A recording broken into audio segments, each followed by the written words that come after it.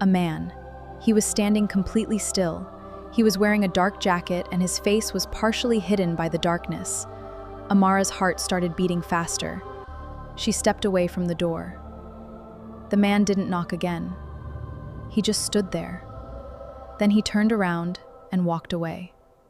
Amara waited until she was sure he was gone. She checked the locks twice. Then she went back to bed. She told herself it was probably nothing, maybe mistaken her apartment for someone else's. Maybe it was just a drunk neighbor. Maybe... But deep down, she knew something was wrong. The next morning, Amara told Daniel what happened.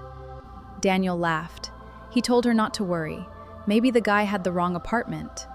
Then Amara nodded. Maybe he was right.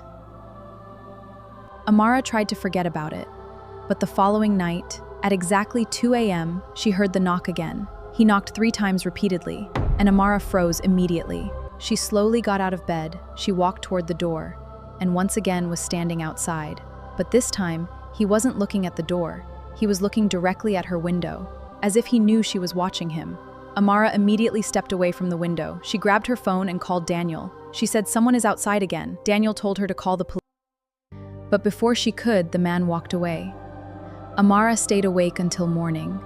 Or will you be able to sleep if you were to be in that situation? The following day, she installed a small security camera outside her apartment. In case the man comes back again, she would record him. And sure enough, the next night, at exactly 2 a.m., the camera detected movement. The man was back.